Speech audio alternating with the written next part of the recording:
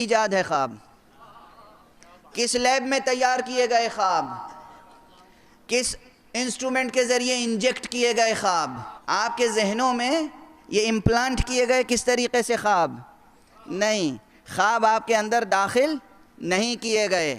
خواب آیت حق ہے، خواب نشانی ہے پروردگار کی، اور خواب صرف اس لیے ہے تاکہ یہ واضح کر دے کہ روح جب تجرد کی کیفیت میں ہوتی ہے، نفس کا تعلق جب جسم سے ٹوٹ جاتا ہے، تو پھر بھی یہ نفس دیکھنے کے قابل بھی ہوتا ہے، بولنے کے قابل بھی ہوتا ہے، سننے کے قابل بھی ہوتا ہے، تصرف کے قابل بھی ہوتا ہے۔ اب یہاں پر ایک روایت عرض کر رہا ہوں، اسی لیے ہمارے معصومین علیہم الصلاۃ والسلام سے ایک روایت وارد ہوئی ہے کہ جناب ابراہیم سے پہلے کوئی خواب نہیں دیکھتا تھا۔ اللہ نے لطف فرمایا انسانوں پر کہ جناب ابراہیم کے بعد سے ابراہیم نے خواب دیکھا، اور ابراہیم کے بعد ہر انسان خواب دیکھتا ہے۔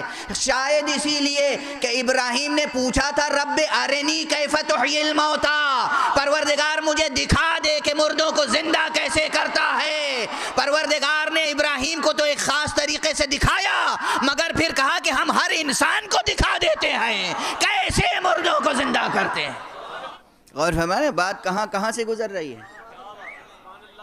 اب اگر یہ روایت کہیں نظر سے گزرے تو اسے سمجھنے کی کوشش کیجیے گا کہ ہاں آدم خواب نہیں دیکھتے تھے، یہ جناب ابراہیم ہیں جنہوں نے خواب دیکھا، اور اس کے بعد سے سب خواب دیکھنے لگے۔ یہ آیت الہیہ ہے، اللہ سبحانہ و تعالیٰ کی طرف سے اس طرح سے ایک حجت تمام ہوتی ہے۔ جب تم سو جاتے ہو تو نیند اور موت میں فرق کیا ہے؟ کوئی فرق ہے؟ کوئی فرق نہیں ہے، کوئی فرق نہیں۔ قرآن مجید کی روشنی میں بھی کوئی بڑا فرق نہیں ہے۔ جب تم سو جاتے ہو تو بیدار کیسے ہوتے ہو؟ بس جیسے تم سونے کے بعد بیدار ہوتے ہو، ایسے ہی مرنے کے بعد جلا دیے جاؤ گے۔ اور نفس کی کیفیت اگر جاننا چاہتے ہو کہ مرنے کے بعد نفس کس طرح ہوتا ہے، تو یہی سوچ لو کہ سونے کے بعد نفس کس طرح ہوتا ہے۔ تمہارا جسم ایک جگہ پڑا ہوتا ہے بستر پر، اور روح کہاں کہاں جاتی ہے۔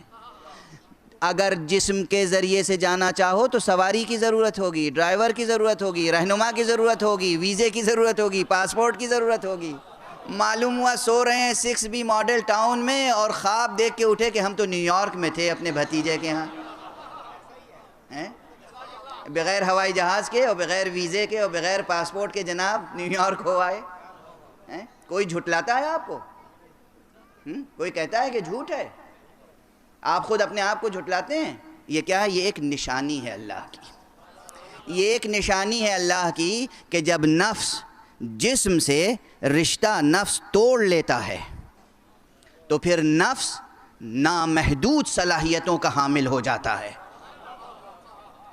جسم کے ساتھ نیو یارک جانا چاہو گے تو بغیر سواری کے نہیں جا سکتے، اور اگر جسم سے نفس کا رشتہ تعلق اگر تجرد سے بدل جائے، اب سمجھ تعلق اگر تجرد سے بدل جائے تو پھر کیا کیفیت ہوگی؟ جسم کہیں بھی رہے، نفس جہاں چاہے گا وہاں تک جا سکتا ہے۔ یہ ایک نشانی اور کتنی حقیقتوں کو سمجھا دیتی ہے، یہ ایک نشانی اور کتنی حقیقتوں کو سمجھا دیتی ہے۔ حیات بعد الموت کو سمجھنے میں خواب مدد کرتے ہیں، روح کے تجرد کو سمجھنے میں خواب مدد کرتے ہیں، نفس کے تجرد کو سمجھنے میں خواب مدد کرتے ہیں، نفس کے تجرد کے بعد وسعت کار کو سمجھنے میں خواب مدد کرتے ہیں۔ اور ایک چیز اور سمجھا دیتے ہیں کہ اگر نفس جسم سے غیر متعلق ہو جائے تو اس کا اختیار بڑھ جاتا ہے، جہاں تک چاہے چلا جائے، جہاں تک چاہے چلا جائے۔ اس لیے یاد رکھیے گا، ایک بہت پرانا جملہ ہے میرا، بہت پرانا جملہ ہے، 30 برس پرانا جملہ ہے، اور وہ میں نے عرض کیا تھا کہ موت جسے آپ سمجھتے ہیں، جسے آپ موت سمجھتے ہیں، وہ دراصل موت نہیں ہے، بلکہ وہ ایک مومن کی روحانی معراج ہے۔ جسے آپ موت سمجھتے ہیں وہ فنا نہیں ہے، نابودی نہیں ہے، وہ مومن کی روحانی معراج ہے. اس لیے کہ جسم یہیں رہ جاتا ہے اور روح جو ہے وہ پرواز کرتی ہوئی ملائے اعلیٰ تک پہنچتی ہے بإذن اللہ. اور اسی کے بعد میں نے یہ جملہ عرض کیا تھا کہ جو مسلمان یہ سمجھتے ہیں کہ رسول اللہ کو صرف روحانی معراج ہوئی تھی، جس میں مبارک معراج میں نہیں گیا تھا، گویا وہ رسول کی معراج کے قائل نہیں، رسول کی وفات کے قائل ہیں. اس لیے کہ روح و جسم کی جدائی کا نام موت ہے، معراج نہیں. معراج نام پھر کس کا ہے؟ موت اور معراج میں کیا فرق ہے؟ موت میں نفس کو وہ تجرد حاصل ہوتا ہے کہ نفس جہاں چاہے چلا جائے جسم کو چھوڑ کر. معراج میں وہ تجرد حاصل ہوتا ہے کہ نفس جہاں چاہے جائے جسم کو لے کر